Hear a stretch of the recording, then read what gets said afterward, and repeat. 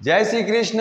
राधे राधे दोस्तों, स्वागत है आप सभी का टमू अकेडमी पर। हम पढ़ रहे हैं राजस्थान कला एवं संस्कृति में लोकगीत। लोकगीत किया ये दूसरा पाठ है जिसके अंदर हम अन्य लोकगीतों के बारे में पढ़ने वाले हैं, तो ध्यान से देखिएगा। लोकगीतों के अंदर हम सबसे पहला लोकगीत पढ़ेंगे आज की क्लास में ऊर्जा। ऊर्जा के बाद में हम पढ़ेंगे पिपली। पिपली के बाद में हम पढ़ेंगे हिंडो या हिंडोलिया। हिंडो या हिंडोलिया लोकगीत। तो देखिएगा, इन तीन लोकगीतों के बारे में पढ़ते हैं, उसके बाद में नेक्स्ट चलेंगे। तो देखिएगा, यहाँ पर जो ऊर्जा लोकगीत है, इस लोकगीत को खिंचन फलोदी में गाया जाता है। कहाँ पर? खिंचन फलोदी मुख्य रूप से गाया जाता है।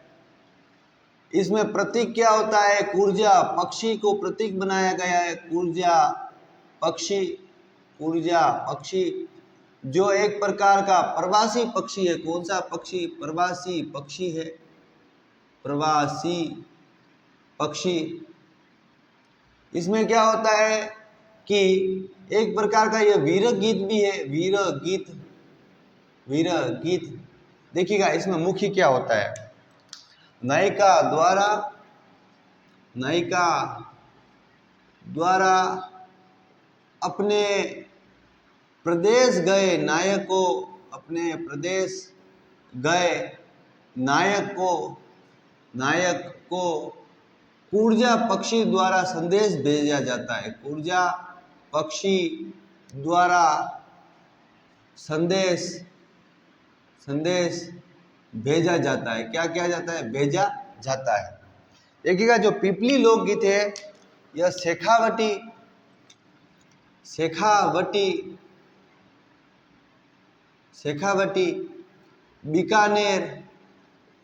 बीकानेर और मारवाड़ क्षेत्र में। कहाँ पर? मारवाड़ क्षेत्र में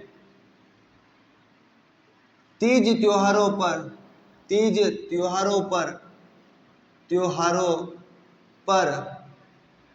महिलाओं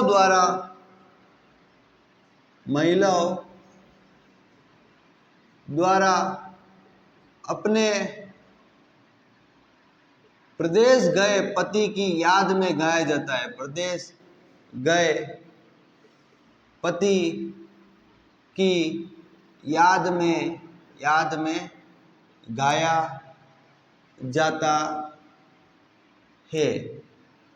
देखिएगा, यह भी एक प्रकार का कौन सा लोकगीत है? यह भी एक प्रकार का विरह लोकगीत है। कौन सा? विरह लोकगीत। देखिएगा, उसके बाद है आपका हिंडो या हिंडोलिया लोकगीत। हिंडो या हिंडोलिया लोकगीत।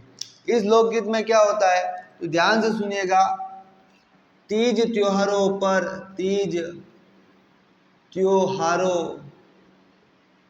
पर महिलाओं द्वारा झूला झूलते समय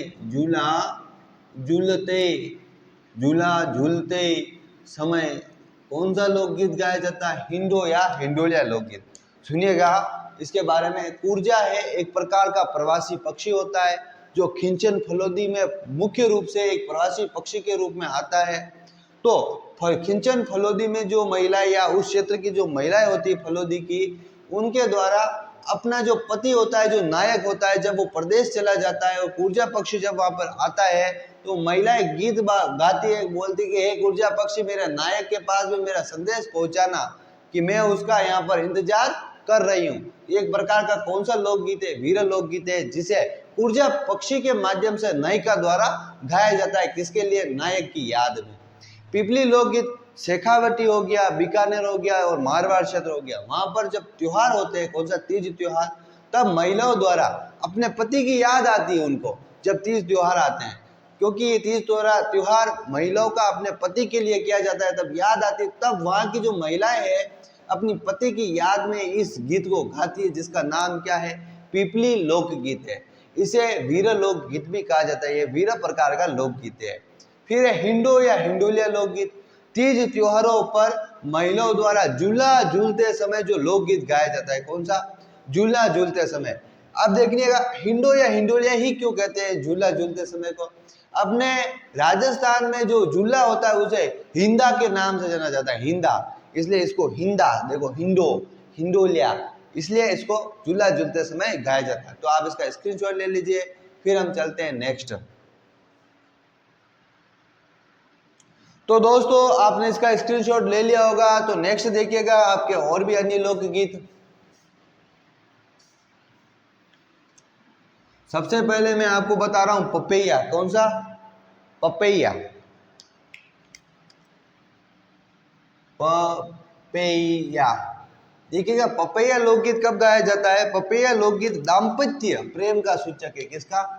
दाम्पत्य प्रेम का सूचक, दाम्पत्य प्रेम का सूचक है।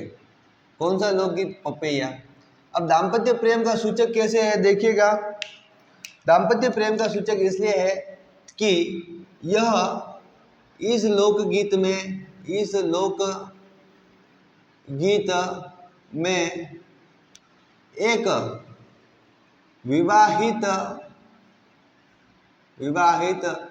पुरुष को एक अविवाहित युवती द्वारा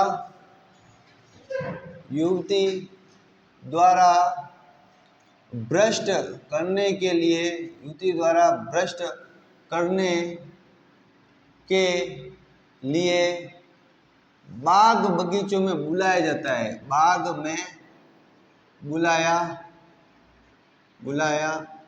जाता है। सुनिएगा, जो ये पपैया है यह मारवाड़ क्षेत्र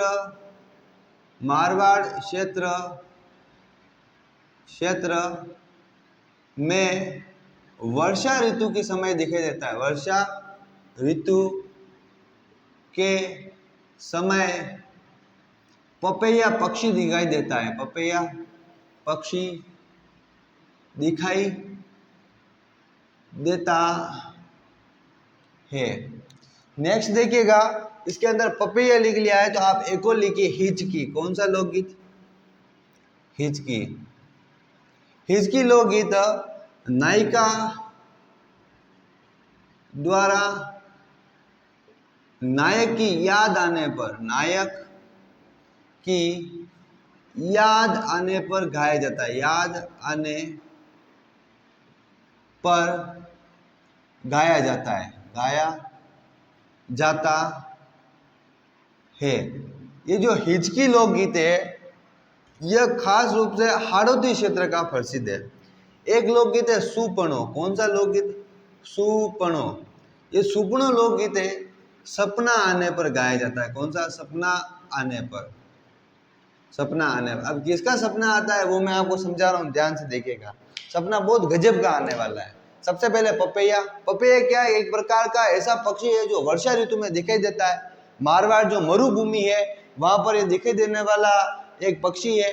इस पक्षी को प्रतीक बनाकर यह लोकगीत गाया जाता है। इस लोकगीत के अंदर एक विवाहित पुरुष होता है और एक अविवाहित युवती होती है।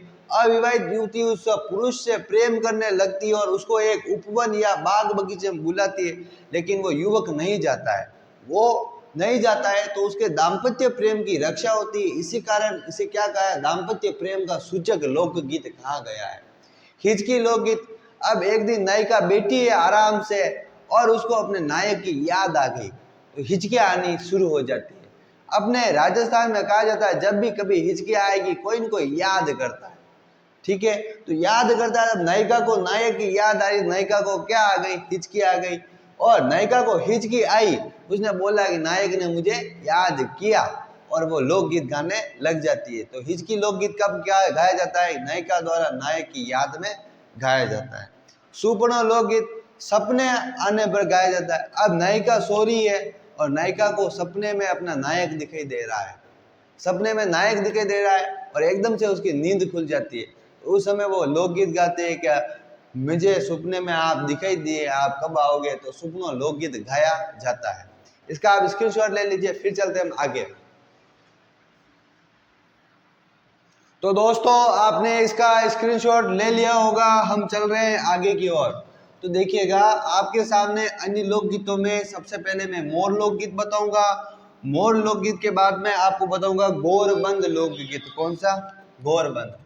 तो देखिएगा मोर, मोर लोकगीत यह आबू के पर्वतीय क्षेत्रों में गाया जाता है। आबू के पर्वतीय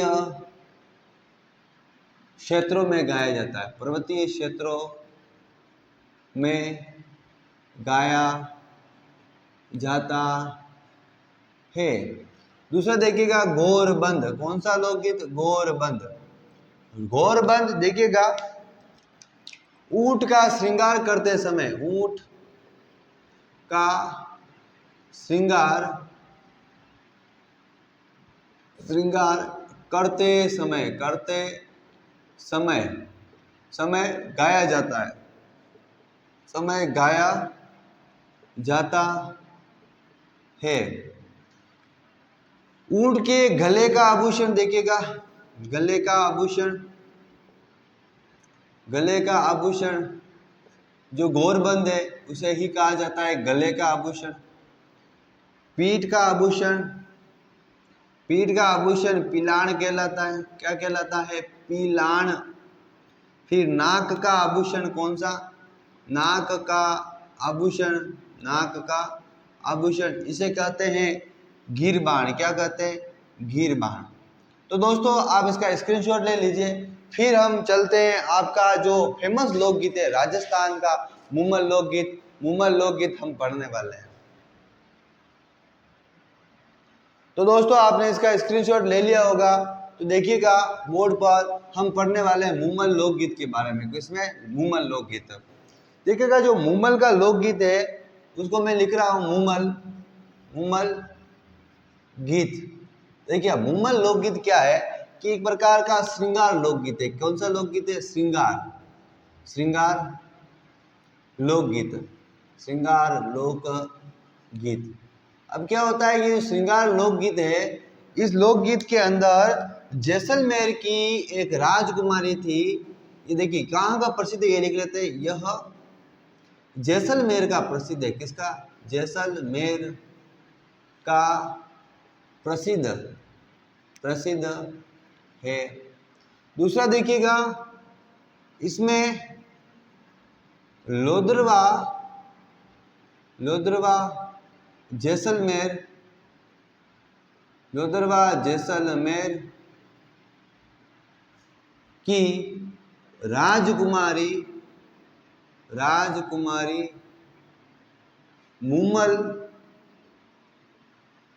के श्रृंगार का वर्णन किया गया है।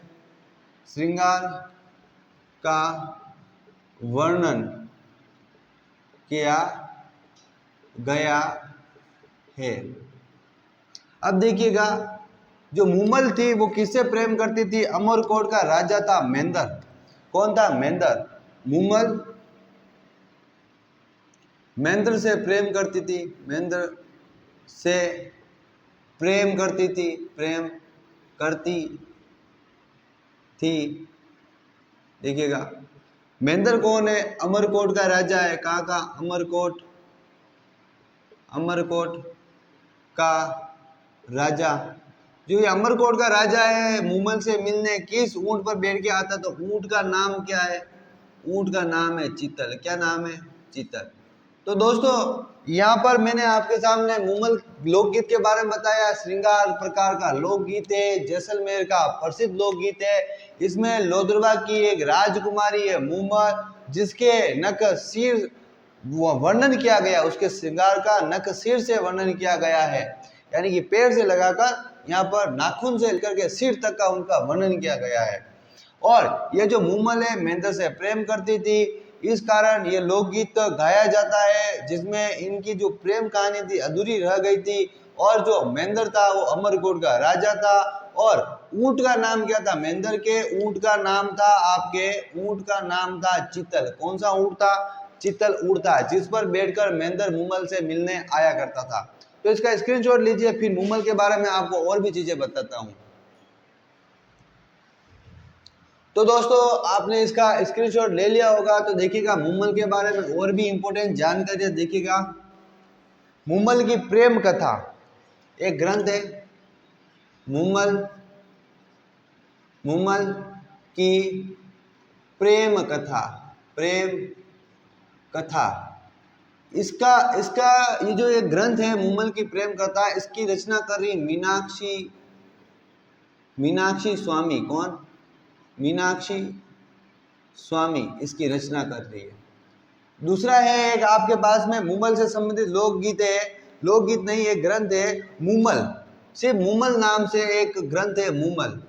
ये जो मुमल ग्रंथ है सिर्फ मुमल, इस ग्रंथ की रचना की है रानी लक्ष्मी कुमारी चुंडावत। रानी लक्ष्मी कुमारी चुंडावत ने इसके क्या की? रचना की, कुमारी चुंडावत। अब जो रानी लक्ष्मी कुमारी चुंडावत है, इनको प्रेम से क्या नाम दिया गया? रानी जी। कौन सी जी? रानी जी, रानी जी। देखिएगा मुमल लोकगीत किसने प्रसिद्ध किया है? तो मुमल लोकगीत गाने वाले जैसलमेर के, कहाँ के? जैसलमेर के स्वर्गीय दापू खां। कौन? दापू खां। इन्होंने लोकगीत में मुमल के श्रृंगार का वर्णन किया है अपनी आवाज में। तो इसका आप स्क्रीनशॉट लीजिए। फिर हम पढ़ेंगे आपके ढोला मारू। तो दोस्तों आपने इसका स्क्रीनशॉट ले लिया होगा। तो देखिएगा ढोला मारू लोकगीत। ढोला मारू जो लोकगीत है, देखिएगा यहां लिख रहा हूं मैं, ढोला मारू। ये लोकगीत सिरोही क्षेत्र का प्रसिद्ध लोकगीत है। कहाँ का? सिरोही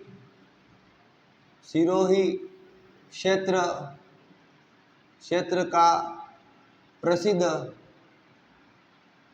लोक गीत। देखिएगा इसके अंदर ढोला मारू लोकगीत है, यह एक प्रकार का प्रेम लोकगीत है। कौन सा? प्रेम लोकगीत, प्रेम लोकगीत है। और इसके अंदर जब जो बातों का वर्णन हुआ है, तो विवाह के समय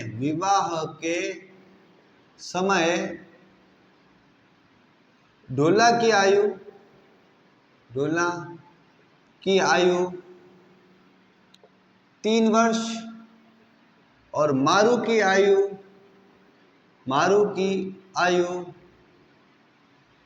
1.5 वर्ष है। कितनी? 1.5 वर्ष। तो देखिएगा मैं आपको दोनों ही कहानियां सुना देता हूं, ढोला मारू की और किसकी? आपके मुमल की। तो ध्यान से सुनिएगा, ढोला मारू की कहानी सुनाता हूँ। ढोला और मारू सिरोही क्षेत्र का प्रसिद्ध लोकगीत है, प्रेम का लोकगीत है। विवाह के समय गाया जाता है। ढोला की आयु 3 वर्ष थी, मारू की आयु 1.5 वर्ष थी। ढोला जो था वह मालवा का एक राजकुमार था। मारू अपने मारवाड़ क्षेत्र में मारू प्रदेश की राजकुमारी थी।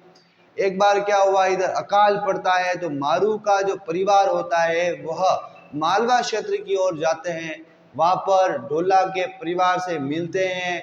तो वहां का जो शासक होता है, ढोला का पिता, इन दोनों की सहमति से विवाह हो जाता है। लेकिन न तो मारू को पता था कि उसका विवाह हुआ है, न ही ढोला को पता था उसका विवाह हुआ है। उसके बाद में दोनों ही जवान हो जाते हैं, बड़े हो जाते हैं, फिर भी दोनों को पता नहीं होता है। लेकिन मारू को पता चल जाता है उसका विवाह हो चुका है। ढोला को अभी भी पता नहीं होता है। लेकिन जो ढोला की दूसरी रानियां थी, उनको पता था कि ढोला का विवाह मारू से हो चुका है। और मारू उस समय की सबसे सुंदर नारी थी। क्या थी? सुंदर नारी। तब रानियों को इस बात की जानकारी हुई, तो उन्होंने कहा कि ढोला को इस बात की जानकारी नहीं होने देनी। यदि मारू के बारे में उसे जानकारी हुई तो वो हमसे तो कभी नहीं मिलेगा, वो सुंदर रानी के पास ही रहेगा। तो ऐसी बात जानी, तो जो भी मारू क्षेत्र से ढोला के पास में संदेश लेके आता कि मारू को आके आपने उनसे विवाह किया था, आप अपने घर पर उसे ले जाइए। तो जो भी आता तो रानियां उसको गुप्त चुप यानी कि उसको दबा देती थी, यानी कि ढोला के पास नहीं पहुंचने देती थी। इस बात की जानकारी जब मारू प्रदेश में हुई, तो मारू ने क्या किया कि एक ढोली लोग होते हैं, अपने जो ढोली जाति होती है यहाँ पर, उनके माध्यम से, गायन माध्यम से, यानी कि गाने के माध्यम से ढोला के पास में बड़ी शातिर तरीके से संदेश पहुंचाया और ढोला को वो सारी चीजें याद आ जाती है कि उसका बाल्यकाल में विवाह हुआ था। फिर ढोला आता है, मारू को यहाँ से लेकर के जाता है। और ये थी ढोला और मारू की कहानी। इसी प्रेम कहानी के ऊपर लोकगीत गाया जाता है ढोला मारू। मुम्मल के बारे में सुनिएगा। मुम्मल लोधरा की राजकुमारी थी। एक बार अमरकोट का शासक जो मेंदर है वो अपने साले के साथ में अमरकोट से कुछ इधर मालवा तरफ या इस साइड रेगिस्तान से गुजर रहा था और बीच में अंधेरा होने लगा। तब उन्होंने वहीं पर डेरा डाला। उन्हें एक हिरण दिखाई दिया। दोनों हिरण का शिकार करने निकले। हिरण का शिकार करते करते हिरण तो भागता गया और लोधरवा आ गया और वहां पे वो आए और हिरण का शिकार नहीं हो सका। वो प्यास से तड़प रहे थे। वहीं पर उन्हें एक बाग बगीचा और महल दिखाई दिए तो वो उसकी ओर गए कि यहाँ पानी मिलेगा पीने का। तो मुम्मल ने मेंदर और एक और व्यक्ति को आते हुए देखा तो उनको दासियों के माध्यम से, सैनिकों के माध्यम से वहीं पर रोका और बोला कि तुम्हें क्या चाहिए, यहाँ पर क्यों आए हो। उन्होंने बोला हम प्यासे हैं, हमें पानी की आवश्यकता है, हमें पानी चाहिए। तो मुम्मल ने कहा कि उनको पानी पिला दिया जाए। तो उनको पानी पिलाया। फिर उन्होंने बोला हमें भूख भी लग रही है। तो कहा कि यदि आपको भूख लग रही है तो राजमहल में जाना पड़ेगा, उसके लिए आपको एक परीक्षा देनी होगी। तो सबसे पहले आपको परीक्षा देनी होगी। तो महेंद्र कहता है कि साले जी साहब आप जाइए। तो साले साहब आगे जाते हैं। आगे देखते हैं कि मोम का एक शेर था। वो तो समझे ही नहीं है मोम का शेर है। जाके देख के शेर को देख के भाग खड़े हुए बाहर आ गए। फिर बोला महेंद्र को तू जा। तो महेंद्र अंदर जाता है, देखता है मोम का शेर, मोम के शेर को मार देता है। और जो कपड़ों का अजगर होता है वो था, उसको भी मार देते हैं, यानी कि अजगर को मार देते हैं। और अंदर जाके मुम्मल को देखते हैं। देखते ही देखते उन दोनों के बीच में प्रेम हो जाता है। फिर महेंद्र रोजाना अपने अमरकोट फिर चला जाता है। फिर मुम्मल ने बोला था कि उसको कि हम दोनों विवाह कर लेते हैं। तो महेंद्र ने कहा मैं अभी आपसे विवाह नहीं कर सकता। तो मुम्मल ने कहा तो आप मुझसे मिलते आते रहिएगा। तो महेंद्र ने कहा मैं रोज आपसे मिलने आऊंगा। तो महेंद्र अमरकोट से अपने एक दोस्त से ऊंट लेता है जिसका नाम था चित्तल। उस चित्तल पर बैठकर रोज रात को मुम्मल के पास आता था, उससे मिलता था। यही उनकी प्रेम कहानी थी। एक दिन महेंद्र के ऊंट को उनकी धानियों के द्वारा मरवा दिया जाता है। तो महेंद्र दूसरे ऊंट पर बैठकर आता है, लेकिन रास्ता भूल जाता है ऊंट और वो भटक जाता है रास्ते से। और महेंद्र को आते आते सुबह हो गई थी। इधर मुम्मल तड़प रही थी। मुम्मल ने सोचा कि क्या हुआ, आज महेंद्र क्यों नहीं आया है। तो सुमल बोलती है तू चिंता मत कर, मैं महेंद्र का रूप धारण करती हूँ, तेरी चिंता दूर करती हूँ। सुमल महेंद्र का रूप धारण करती है और दोनों ही हंसी मजाक में वहीं पर एक ही बिस्तर पर सो जाते हैं मुम्मल और सुमल। सुमल मुम्मल की बहन थी। और जब महेंद्र सुबह पहुंचता है तब देखता है कि मुम्मल किसी दूसरे पुरुष के साथ में सोई हुई है। तो महेंद्र का विश्वास उठ जाता है। उसे यह नहीं पता था कि ये कोई एक महिला है जिसने सिर्फ वेश बना रखा है। महेंद्र वहां से चला जाता है, फिर मुम्मल के पास कभी नहीं आता। मुम्मल को ऐसा लगता है कि महेंद्र उससे अब बात नहीं करना चाहता। मुम्मल उसके राज्य अमरकोट पहुंचती है, बोलती है कि क्या हुआ, आप मुझसे बात नहीं कर रहे हैं। और जब ऐसी बातें हुई वहां पर और महेंद्र को इस बात की जानकारी हुई, उससे पहले मुम्मल ने नदी में कूदकर जान दे दी थी। और जब महेंद्र को पता चला कि उसके ऊंट को रानियों के द्वारा मरवाया गया और वो सुमल थी मुम्मल के पास सोई हुई, कोई दूसरा पुरुष नहीं था, तब महेंद्र भी आत्महत्या कर लेता है। यानी कि प्रेम में दोनों ने ही अपने प्राणों को त्याग दिया तड़पते हुए। ये एक प्रकार का एक विशेष प्रेम था जिसे मुम्मल लोकगीत के अंदर श्रृंगार के माध्यम से मुम्मल की सुंदरता का वर्णन किया गया है। और दोस्तों नेक्स्ट जो आपके इसका आप स्क्रीनशॉट लीजिए, फिर हम अन्य लोकगीतों के बारे में और देखते हैं।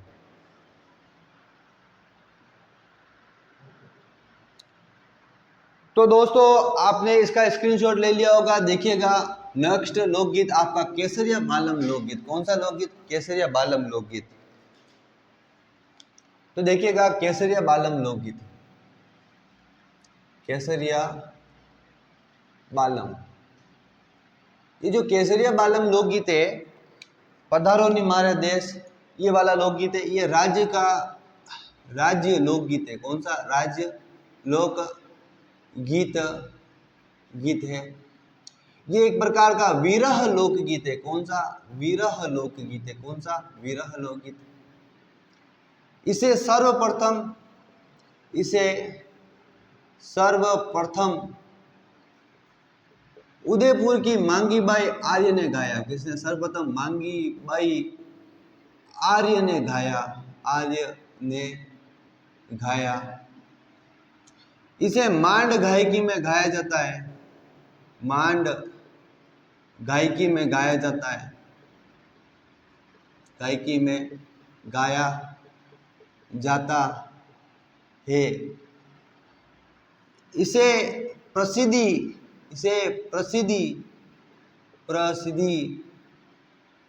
प्रसिद्धि कौन दिला रहा है? अल्लाह जिला बाई दिलाती है, अल्लाह जिला बाई दिलाती है इस केसरिया बालम लोकगीत को। सुनिएगा, केसरिया बालम लोकगीत आओ नी पधारो हमारे देश लोकगीत से शुरू होता है। यह मांड गायकी शैली में गाया जाता है। इस राज्य का लोकगीत है, यह मारवाड़ क्षेत्र का राज्य गीत था और यह एक प्रकार का विरह लोकगीत है। कौन सा लोकगीत है? विरह लोकगीत है। और इसे सर्वप्रथम किसने गाया था? उदयपुर की मांगी बाई आर्य ने गाया। और इसे मांड गायकी में प्रसिद्धि किसने दिलाई? तो अल्लाह जिलाबाई ने इसे मांड गायकी में प्रसिद्धि दिलाई। किसे? केसरिया बालम को। तो दोस्तों इसका स्क्रीनशॉट लीजिएगा। हम दूसरा लोकगीत पढ़ रहे हैं, कागा।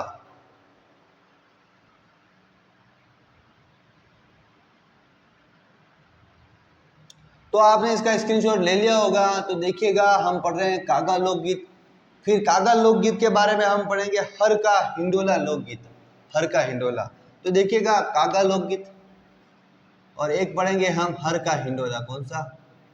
हर का हिंडोला, हर का हिंडोला। देखिएगा, कागा लोकगीत किसी मेहमान के आने के संकेत के रूप में गाया जाता है, संकेत के रूप में गाया जाता है। दूसरा देखिएगा, आपके पास में हर का हिंडोला किसी की मृत्यु पर गाया जाता है, किसी की मृत्यु पर गाया जाता है, खास करके बुजुर्ग व्यक्तियों की मृत्यु पर गाया जाता है। नेक्स्ट देखिएगा, एक है छेड़ा लोकगीत। कौन सा? छेड़ा। छोटे बच्चों की मृत्यु पर, छोटे बच्चों की मृत्यु पर गाया जाता है। तो दोस्तों देखिएगा, आपके पास में मैंने जो लोकगीत लिखे हैं यहाँ पर, वो लोकगीत है, एक है कागा, एक है हर का हिंडोला, एक है छेड़ा। इसके अलावा हम एक लोकगीत और लिख लेते हैं, इडोणी। कौन सा? इडोणी। ठीक है, इडोणी। ये लोकगीत है ना, पानी भरते समय पणिहारी द्वारा गाया जाता है। किसके द्वारा? पणिहारी द्वारा। देखिएगा, इन सभी लोकगीतों के बारे में आपको एक्सप्लेन कर देता हूँ। कागा लोकगीत है, राजस्थान की संस्कृति में जब भी कागला बोलता है, यानी कि कौवा, कागला जब भी बोलता है, ऐसा माना जाता है कि मेहमान आएंगे। कौन आएंगे? मेहमान आएंगे। जब भी कागला ने काऊ काऊ किया तो कौन आएंगे? मेहमान आएंगे। मेहमान आएंगे तो लोग बोलते हैं कि मेहमान आ रहे हैं। उस संकेत को देखकर, कागले के बोलने के संकेत को देखकर वो कौन सा लोकगीत गाते हैं? कागा लोकगीत गाते हैं। दूसरा इडोणी लोकगीत, पानी भरते समय पणिहारी क्या करती है? सिर पर घड़ा रखते से पहले एक इडोणी रखती है। उस इडोणी के संकेत के रूप में कौन सा लोकगीत गाया जाता है? पानी भरते समय इडोणी लोकगीत गाया जाता है। हर का हिंडोला लोकगीत, यह किसी की मृत्यु हो जाती है या बड़े बुजुर्गों की मृत्यु हो जाती है तब गाया जाता है। ये एक प्रकार का भक्ति लोकगीत है। कौन सा? इसमें भगवान की स्तुतियां वगैरह की जाती है। फिर है छेड़ा लोकगीत, छोटे बच्चों की मृत्यु होने पर कौन सा लोकगीत गाया जाता है? छेड़ा लोकगीत। इसी के साथ में इस क्लास में इतना ही। नेक्स्ट क्लास में मिलेंगे अन्य और लोकगीतों के साथ। तब तक के लिए आप सभी को टमो अकेडमी परिवार की ओर से जय श्री कृष्णा, राधे राधे। आप इसका स्क्रीनशॉट ले लीजिएगा। टामू अकेडमी को लाइक, शेयर और सब्सक्राइब करके अपनी तैयारी को मजबूत करें। अभी सब्सक्राइब करें और अपनी सफलता की दिशा में पहला कदम उठाएं।